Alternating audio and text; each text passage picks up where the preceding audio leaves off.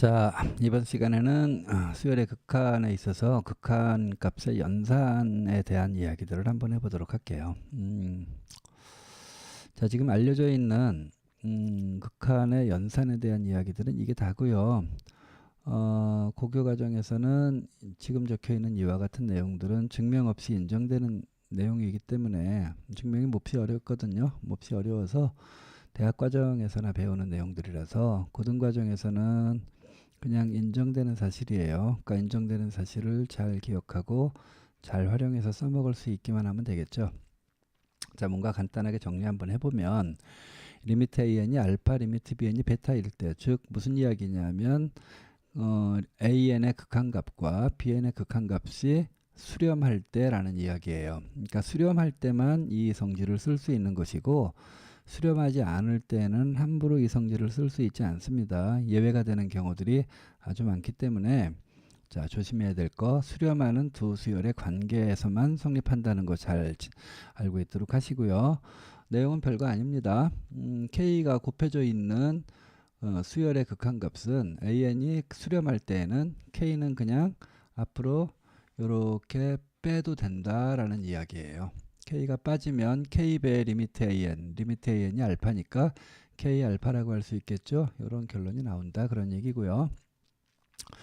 자, 수렴하는 수열끼리 더했을 때는 극한값도 더하면 되더라. 뺐을 때는 빼도 되더라. 곱했을 땐 곱해도 되더라. 뭐 별 얘기 아니죠. 잘 기억하고 있으면 되고요.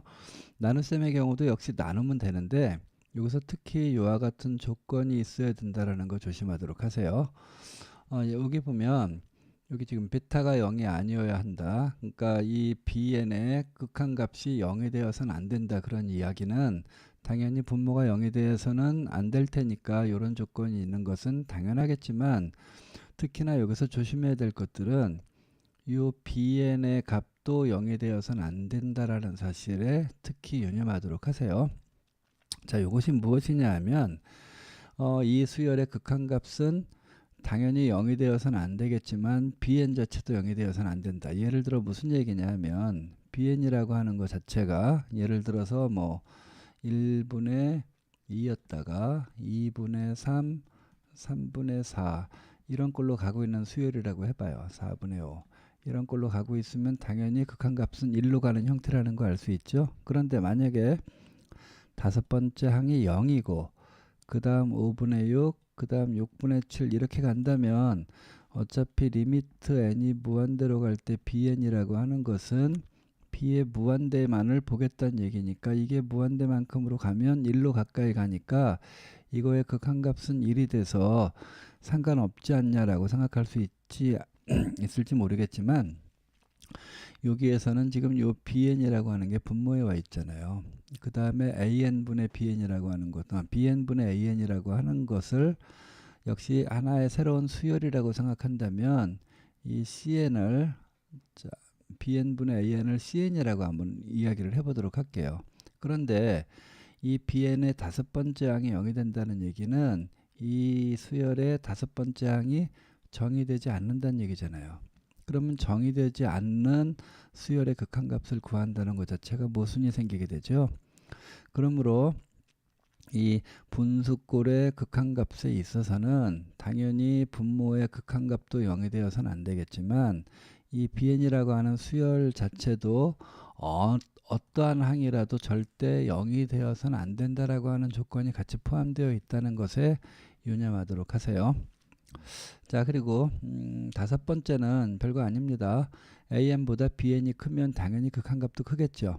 조심해야 되는 건 여기 등호가 들어가 있다는 것만 좀 조심하시면 돼요. 간단하게 예를 한번 들어보면 이건 뭐 AN이 n분의 1이고 BN이 n분의 2라고 생각해 봐요. 그럼 얘보다는 당연히 BN이 항상 크다는 거 알 수 있을 텐데 보다시피 얘의 극한값도 0이고 얘의 극한값도 0 나온다는 거 알 수 있죠. 수열의 값은 bn이 비록 크지만 극한값은 같아질 수도 있다는 거 조심하도록 하세요. 자, 6번은 소위 말해서 샌드위치 정리라고 하는데 샌드위치 정리라고 하는 건 뭐냐면 보다시피 an과 bn 사이에 pn이 끼어 있죠. 중간에 끼어 있어요. 그랬을 때 an의 극한값도 알파를 향해서 가고 bn의 극한값도 알파를 향해서 간다면 당연히 pn의 극한값도 알파를 향해서 가겠다. 뭐 그런 이야기예요. 별거 아니고 예를 들어 an이 이렇게 해서 알파를 향해 가고 있고, 그러니까 알파라고 하는 값이 어딘가 이렇게 있다 쳐봐요. 어딘가 이렇게 알파라고 하는 값이 있는데 an의 극한값도 알파를 향해 가고 있고 bn의 극한값도 이렇게 알파를 향해서 가고 있다라고 생각해 보자고요. 이렇게 bn의 극한값도 알파를 향해 가고 있는데 그 사이에 pn이 껴 있어요. 그럼 그 사이에서 아무리 움직여 봤자 둘 다 알파를 향해서 가까이 가고 있기 때문에 결론적으로 pn도 알파를 향해서 가까이 갈 수밖에 없구나 라는 이야기입니다. 요거를 샌드위치 정리라고 하는데, 뭐 요거에 대해서는 뒤에서 문제 풀어보면서 좀 더 이야기해 보도록 할게요. 샌드위치 정리라는 용어는 참고로 알고 있으면 좋고요. 자, 문제 한번 풀어보도록 할까요? 자, 보다시피 수열 an에 대해서 리미트 an 빼기 1이 2일 때 요거에 대한 극한값을 물어봤어요. 자, 생각하는 방법은 어떤 식으로 생각하냐 하면 지금 an 자체가 수렴하는지 발산하는지 정보가 전혀 없다고요. 그런데 지금 an-1이라고 하는 것을 bn이라고 치환을 한다면 알다시피 bn의 극한값은 2이다. 그러므로 bn은 수렴하는 수열이라고 할 수 있겠죠. 그러니까 저 보다시피 an-1을 bn이라고 치환했어요. 그러면 당연히 an은 bn 플러스 1이라고 할 수 있을 거란 말이에요.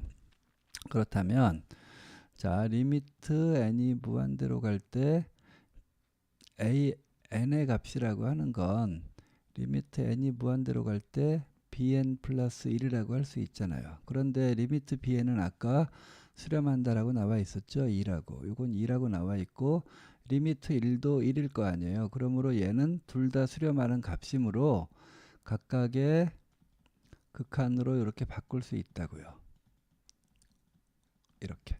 그러면 리미트 bn은 2였고 리미트 1이라고 하는 건 뭐 혹시 헷갈리면 뭐 1 더하기 0n이라고 생각해요.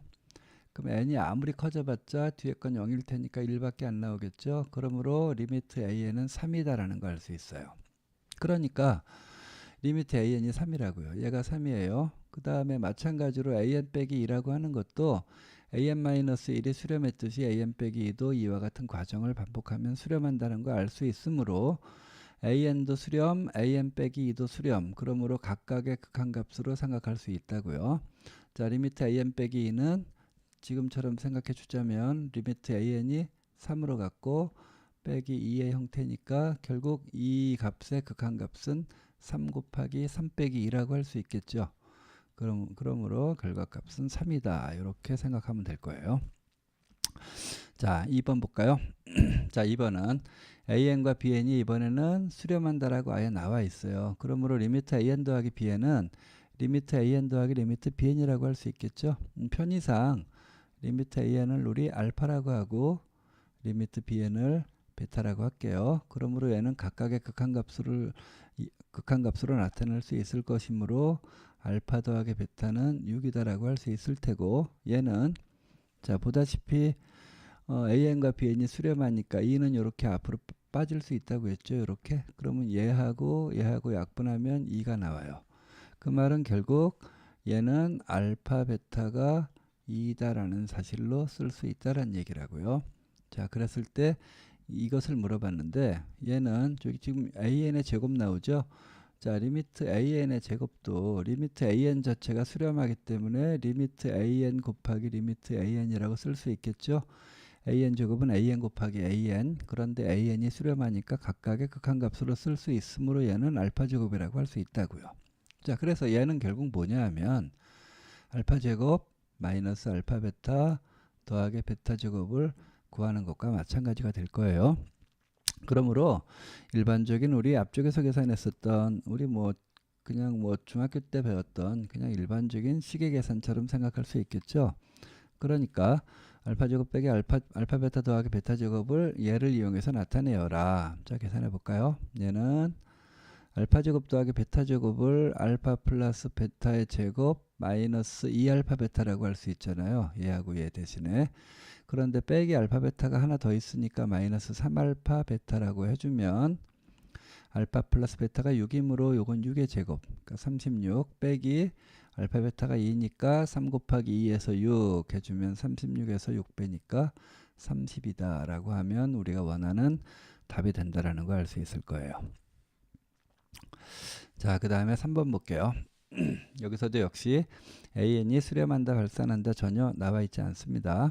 자, 이 전체를 그러니까 역시 BN이라고 치환을 해보도록 할게요. 거기서 출발하면 자, n 플러스 3에 AN을 자, BN이라고 두었어요. 그렇다면 당연히 AN은 n 플러스 3분의 BN이라고 할 수 있겠죠.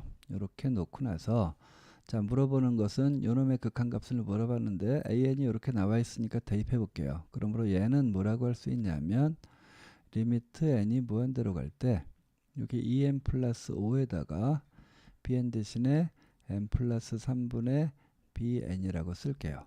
그러면 얘는 리미트 이렇게 쓸 수 있겠네요. n 플러스 3분의 2n 플러스 5 곱하기 bn이라고 해주면 보다시피 얘 극한값은 얼마냐면 우리 앞쪽에서 배웠죠.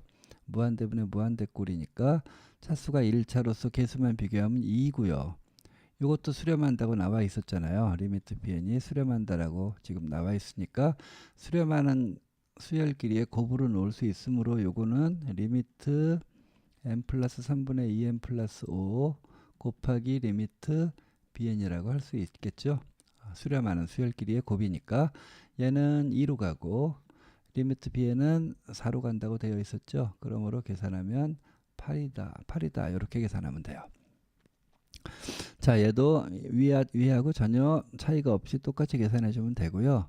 어떻게 하면 된다 잠깐 방법만 이야기하면 얘를 bn이라고 치환하면 bn은 수렴하죠. 자, an은 n제곱 더하기 4n 플러스 4분의 bn 그거다 집어넣고 이런 식으로 n으로 나와 있는 다항식끼리 묶어주고 곱하기 bn꼴로 계산해서 생각할 수 있겠죠. 자, 얘도 볼게요. 얘도 보면 전체를 bn이라고 치환할게요. 치환하고 나면 자, 어떤 결과가 나오는가 생각해 보면 3배 an-2 나누기 2배 an 플러스 1이라고 하는 걸 bn이라고 놓았다고요.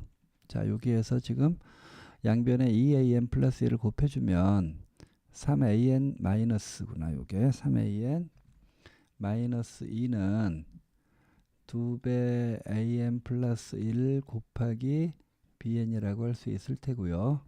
얘는 2배 an bn 더하기 bn이라고 이렇게 쓸 수 있겠죠. 자, 여기에서 an을 구하기 위해서 이렇게 얘를 이항하고 얘를 이쪽 편으로 이렇게 이항을 해볼게요. 그러면 어떻게 쓸 수 있냐면 3an 빼기 요거니까 마이너스 2배 bn의 an는